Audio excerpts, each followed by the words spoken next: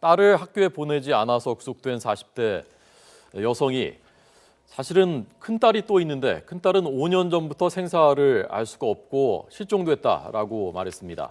많은 분들이 좀 이상한 느낌을 가지셨습니다. 혹시 나쁜 일은 아니어야 할 텐데라고 생각을 했는데 참 안타깝게도 그 우려가 현실이었습니다. 5년 전에 학대 폭행을 해서 숨지게 했고 암매장을 했다고 본인이 자백을 했습니다. 오늘 이 사건 자세하게 짚어보려고 합니다. 이웅혁 건국대 경찰학과 교수 그리고 정신건강 전문의 신동근 박사 두 분 초대했습니다. 안녕하십니까? 네, 안녕하십니까. 어서 오십시오. 참 입에 담기도 참 괴로운 사건인데요. 우선 그 사건 개요부터 좀 교수님께 설명을 좀 해주시죠. 네, 그 최근에 그 아동 학대 치사 사건이 그 사회에 상당히 충격을 줬습니다. 이른바 그 냉동고에 보관을 하지를 않는가 하더니 미이라 사건에 이르기까지. 그래서 그와 같은 맥락에서 장기적으로 학교를 나오지 않는 학생들을 대상으로 해서 전수 조사를 그 하는 과정에 이 경남에 있는 한 아이가 학교를 안 오고 있다. 라고 이제 교육청에서 경찰청에 통보를 해서 이것에 대한 추적 수사를 했습니다. 그래서 그 아이를 찾았습니다. 그랬더니 학교 갈 연령임에도 불구하고 그대로 방임한 상태에서 이 혐의로 일단은 이 어머니를 구속을 했습니다. 그런데 그 언니도 있었는데 이 찾는 과정에서 언니가 그 보이지가 않았습니다. 그래서 상당히 좀 수상해 여겨서 경찰에서는 거짓말 탐지기 조사와 여러 가지 진술 조사 등을 했는데 이 그 엄마의 그 입장이 시시각각 바뀌었습니다. 처음에는 서울의 한 곳에서 실종을 했다. 아이를 잊어버렸다. 그런데 실종 신고도 하지 않았고 또 그 조금 시간 지나고 나서는 종교시설에 맡겼다. 그 다음에는 산에 두고 왔다. 이렇게 상당히 앞뒤가 안 맞는 이와 같은 진술의 그 불일치로 경찰이 그 추궁을 해서 결국은 자백을 받아낸 것입니다. 즉 5년 전에 발생했던 사건에 대해서 자백을 받아냈는데 결국 그 말을 듣지 않는다는 이유로 해서 폭행을 하고 또 이 한 집에 있었던 다른 지인도 역시 이 아이를 매장하는 것을 도와줬다라고 하는 자백까지 받아내었던 그와 같은 사건이었죠. 네. 그 당시 7살이었으니까 지금 그 잘 자랐다면은 지금 12살이 됐을 겁니다. 그 큰딸이요.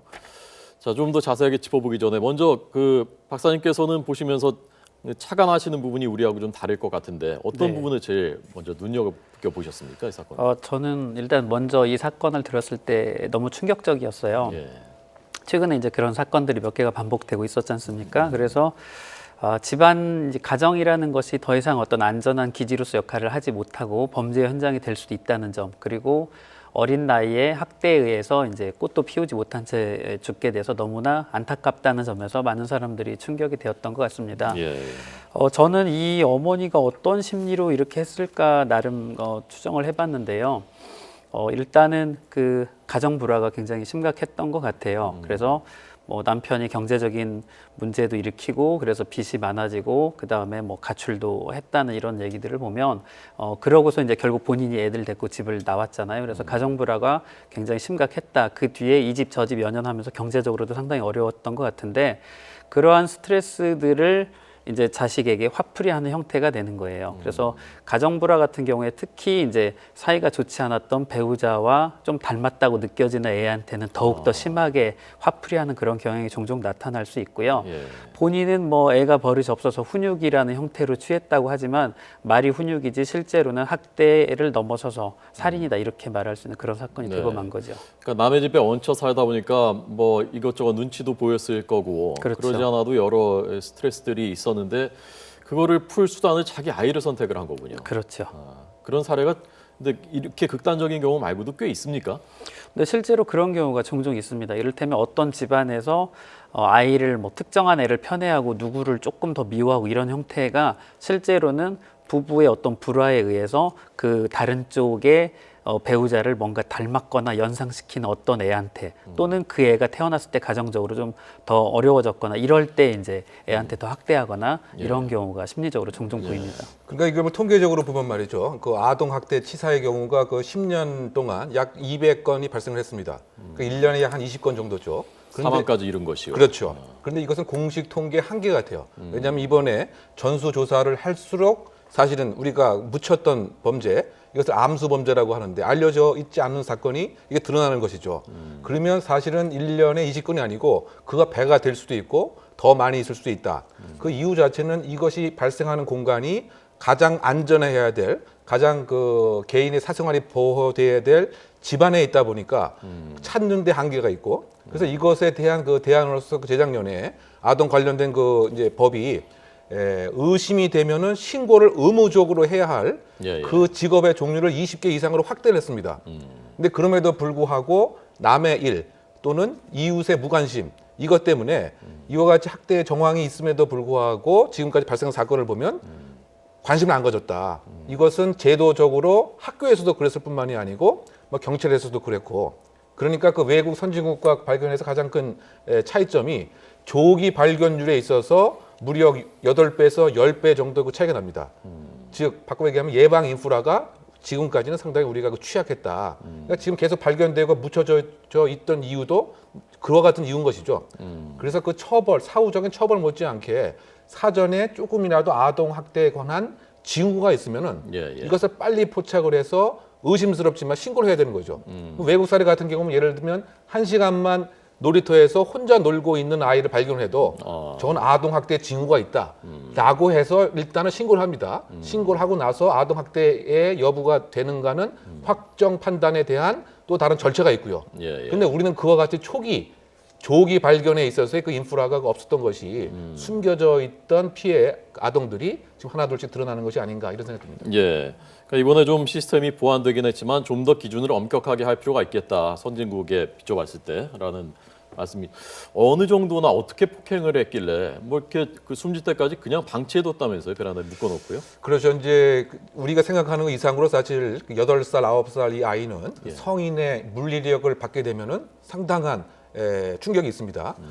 무려 30분만 충격을 우리가 받아도 사망이라고 하는 것을 이루는데 이번 사건도 수시간에 걸쳐서 사실은 폭행을 한 것으로 알려져 있고요. 또 이 이후에 여러 가지 그 응급 조치를 해야 되는데 그렇지 않고 이 모친은 그대로 이제 외출을 했다. 그래서 상황이 상당히 이상한 것을 다른 사람이 발견을 하고 알려줬다. 그랬더니 사망을 했다. 지금 이렇게 얘기를 하고 있거든요. 결국은 그 아동 그 학대라고 하는 것이 이처럼 물리적인 학대가 가장 치명적인 것은 물론이고, 근데 지금 알려진 바에 의하면 제가 생각할 때는 이른바 중복 학대, 바꿔 얘기하면 방임 또는 그 정신적 학대 이런 것까지 함께 발생했을 가능성이 상당히 크다. 물론 이제 그 사망이라고 하는 결정적인 계기가 된 것은 이른바 그 이제 상당 기간에 걸쳐서 수시간에 걸쳐서 어른이 8살 아이에게 물리력을 행사한 것이 사인이 되지 않을까 일단 그렇게 추정할 수 있을 것 같습니다. 저는 의학적으로 그냥 저 나름대로 생각을 해봤는데요. 아마도 이제 당시에 폭력에 의해서 내부 장기가 출혈됐을 가능성이 한 가지가 있을 것 같고요.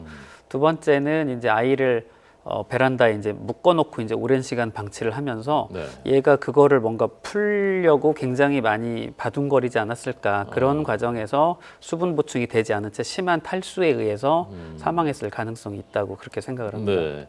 지금 이게 2011년 10월 26일의 사건입니다. 자, 그런데 그 어머니가 그 집에 얹혀 살고 있는 집에 가구를 훼손한다는 이유로 7살짜리를 테이프로 묶어놓고 숨질 때까지 폭행을 하고 그대로 방치해놓고 이걸 정상적인 정신 상태였다고 볼 수 있는 겁니까?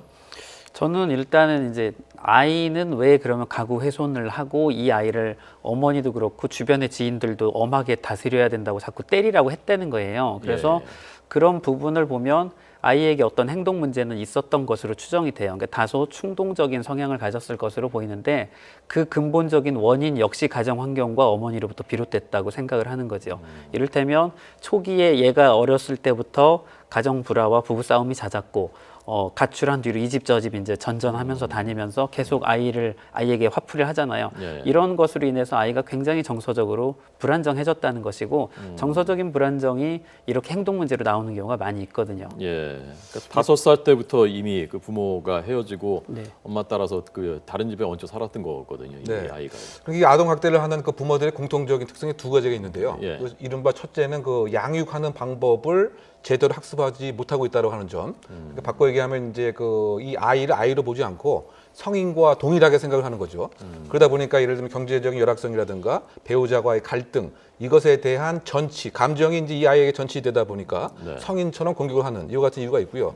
두 번째는 그러다 보니까 소위 말해서 이제 그 정서적인 통제가 잘 안 되는 것입니다. 그래서 예를 들면 이제 외국 같은 사례에 영아 같은 경우 한 살이 안 된 경우 이렇게 흔들면은 그 뇌에 충격이 와서 그대로 뭐 사망이 되는 사례가 많은데 이것에 대한 예를 들면 이제 아이가 울고 보채는 경우에 이 유모라든가 이제 그 양육 기술이 없는 이제 그 어머니들이 그냥 이 아이를 무조건 흔드는 거죠. 그래서 이른바 이거를 그 쉐이큰 베이비 신드롬이라고 이렇게 얘기할 정도로 그만큼 이 아이를 갓난 아이처럼 생각하지 못하는 그와 같은 성인과 똑같이 생각하는 상당히 그 왜곡된 소유욕 이것도 사실 공통적인 아동 학대 가해자들의 뭐 특성으로 이렇게 알려져 있습니다. 예, 우리나라 부모들이 좀 마치 자식을 소유물처럼 생각하고 그래서 스스로 목숨을 끊을 때도 아이들까지 같이 동반 자살하고 그런 경우가 좀 유난히 우리나라에서 심한 겁니까? 네, 우리나라하고 일본에서 특히 더 심한 편이라고 하는데요. 일단 이제 부모가 자식을 이렇게 때려서 죽이는 이런 사건들에서 핵심 심리를 보면 예.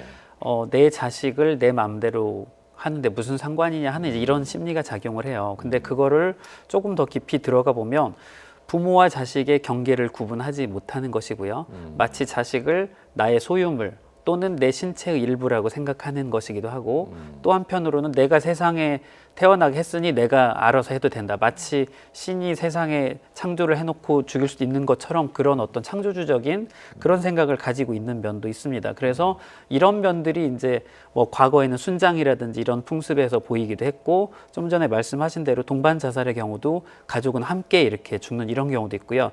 최근 사건 중에 제가 눈에 띄는 게 아까 아동을 살해를 해서 냉동실에 보관을 하거나 또는 미라가 될 때까지 집에 이제 둔 경우가 있잖아요. 밖에 뭐 묻지 않고요. 예, 예. 이런 경우도 사실은 나의 신체 일부이기 때문에 뭔가 버리려는 것이 좀 주저함이 생겨서 집에 더 두게 되는 이런 심리도 작용하는 것 같습니다. 예.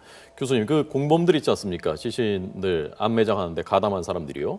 사람들이 굉장히 그 심각하고 중대한 범죄인데 대체 어떤 관계길래 그걸 그 같이 거의 가담을 해주고 사흘 동안 그 차에 싣고 다니면서 했다는데 정상적으로 이것도 할 수 없는 일들이 있지 않습니까 이게? 네, 일단 뭐 사회적 관계는 그 한 사람은 소위 그 대학 동기로 알려져 있고요. 또 한 사람은 이 아이의 그 학습지 교사 역할을 했던 사람이었습니다. 예, 예. 그러니까 그리고 학습지 교사의 언니가 함께 있었고요. 예. 그러니까 이 세 명이 세 가구가 어떻게 보면 이제 네 가구죠.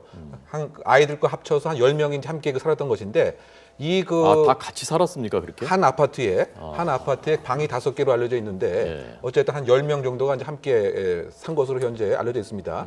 그런데 이 함께 있는 그 지인들의 아이에 관한 태도도 상당히 폭력적이며 가부장적인 모습이 많이 있었던 것으로 평가가 됩니다. 왜냐하면 아이를 이른바 훈계하려면 근데 이 사람들의 표현을 빌면 아이를 잡으려면 확실히 잡아야 된다. 뭐 이렇게까지 얘기를 했던 것이죠. 그러니까 그 왜곡된 폭력 지향적 하위 문화가 이 공간에는 그대로 터잡고 있었다. 그러니까 사실은 이것을 막아야 되고 어떻게 본다면 신고를 해야 되고 이렇게 할 가장 의미 있는 타자들이 오히려 이걸 이제 부추기고 뭐 아무렇지 않은 것처럼 할 뿐만이 아니고 네. 뭐 동조까지 했기 때문에 사실은 이제 이 집안에서는 이 아이의 아동 학대 정황을 제3자가 알 여유가 없었다. 이것이 가장 큰 문제점인 것 같고요. 그러다 보니까 본인의 일정한 책임도 있고 아동이 어쨌든 사망이라는 끔찍한 결과가 있다 보니까 본인의 어쨌든 책임감도 느껴서 있는가 모르겠지만 네, 네. 그 하루 이상 차를 타고 다니면서 이 아이의 사체를 유기할 장소까지 이제 물색을 현재 한 것으로 알려져 있죠. 그러다 보니까 결국은 주변에 있는 제3자들의 역할이 이 아동 학대의 예방에 사실은 기초 인프라를 한다. 그와 같은 한면점이 있는 것이 아닌가 이런 생각입니다. 사람들이 어떻게 해서 같은 집에 살게 된 것인지는 아직 정확히 조사가 안 된 거죠. 지금 뭐 알려진 바에 의하면 일단은 이모 씨의 그 동생이 네. 학습지 교사 관계로 일단 이제 만난 것 같고요. 네. 그리고 나서 이 어머니의 대학 동기가 이 집에 같이 합류를 한 것 같고 일단 그렇게 이제 알려져 있는 것으로 조사가 되고 있습니다. 예. 저는 아이가 그 사망하는 과정에서 그 이제 지인들이 뭐 직접 폭행까지 가담하진 않았을지라도 예를 들면 더 때려라든지 또는 일부는 본인도 약간 때렸다든지 그런 경우들이 있을 가능성이 있어 보이고요. 그래서 직접이든 간접이든 살인에 무엇인가 영향을 줬을 거라는 죄책감이 작용을 하기 때문에 좀 더 시신을 유기하는 데 더 암묵적으로 동의하지 않았을까 이렇게 추정을 해봅니다. 네. 아직 시신은 지금 발견을 하지 못했다면서요? 네, 그래서 지금 기동대 등을 이제 또 동원을 하고, 근데 이 시신을 유기한 그 시점이 27일 지금 야간 시간으로 되어 있어서 잘 정확한 장소를 기억을 못하겠다 이렇게 얘기를 하고 있고요. 어쨌든 5년이라는 시간이 짧은 시간이 아니기 때문에 뭐 정확하게 기억을 못하는 것도 뭐 이릉 타당할 수 있지만 그래도 이 4명이 함께 시신을 유기했다고 한다면 기억을 조합해 보면 장소를 찾을 수 있지 않을까 생각이 되고요. 지금 뭐 경찰 기동대 수를 좀 늘린다든가 수색하는 간격을 예를 들면 뭐 3m에서 뭐 2m로 좁혀갖고 밀착 수색을 한다든가 또는 이제 그 마약 감지견에 뭐 특정적인 냄새를 각인을 시켜서 조금 더 밀착적인 수색을 한다고 한다면 뭐 조만간 시신을 찾을 수 있지 않을까 일단 예상됩니다. 예, 이 둘째 딸은 지금 따로 보호를 받고 있고요. 네, 지금 둘째 딸은 아동 보호 시설에서 지금 따로 이제 보호를 받고 있는 것 같은데 이 아이도 사실은 중복 학대 가능성이 있지 않을까 일단 그렇게 조심스럽게 뭐 추정을 해볼 수 있을 것 같습니다. 예, 박사님 전문가로서 참 이런 비극이 재발되지 않도록 하려면 제일 좀 필요한 건 이거 좀 짚어봐야 되겠다라는 거 마지막으로. 네, 저는 좀 사회적인 인식이 변해야 될 것 같아요. 그래서 지금 이제 아동을 키우는 어떤 양육의 역할이 한 가정에만 국한되어 있는데 그곳이 제대로 작동하지 못할 때 사실은 사회가 함께 책임을 져야 되는 것이거든요. 앞서서 교수님도 말씀하셨다시피 그래서 우리 사회가 그런 아이들에 대해서 함께 책임져야 된다는 어떤 인식의 변화가 있어야 될 것 같고요. 두 번째는 이제 그 훈육 방법을 잘 몰라서 이렇게 연장선상에서 학대가 되는 이 모호한 오버랩이 되는 경우가 있는데 그래서 훈육과 학대는 정말 다르다는 것을 깨달아야 되는데 어디까지가 훈육이고 학대인지 잘 모르겠거든. 사실은 애들이 더 잘 알아요. 애는 자기가 맞았을 때 사랑해서 때린 건지 아니면 화풀이로 나에게 과도하게 때린 건지 알거든요. 그런 거를 입장 바꿔 생각한다면 이게 훈육인지 아니면 학대인지 좀 더 쉽게 구분할 수 있지 않을까 그렇게 생각하고요. 세 번째는 이제 제가 앞서서 부모와 자식의 경계가 모호하기 때문에 내 자식 내 마음대로 한다 이런 생각을 한다고 했잖아요. 그래서 그런 부분에 있어서 사회 전반적으로 부모는 마음대로 자기 자식을 할 수 있는 것은 아니고 오히려 자식이 독립적으로 성장할 수 있게 해야 되고 내가 학대해서도 안 될 뿐 아니라 너무 내 꿈을 강요한다든지 아이를 너무 과잉보호하는 것 역시 경계를 구분하지 못하는 것이거든요. 그래서 부모가 자식을 잘 키운다는 것이 이렇게 도와주되 독립할 수 있게 도와주는 것, 스스로 책임질 수 있게 해주는 것 이런 역할들이 이제 올바른 교육인데 그런 인식이 좀 필요하다 이렇게 생각합니다. 네, 알겠습니다. 7살 때 변호당했고 지금 제대로 잘 자랐다면 12살이 됐을 겁니다. 하늘나라에서 평안했으면 좋겠습니다. 오늘 이웅혁 교수님, 신동근 박사님 두 분 고맙습니다. 잘 들었습니다. 고맙습니다.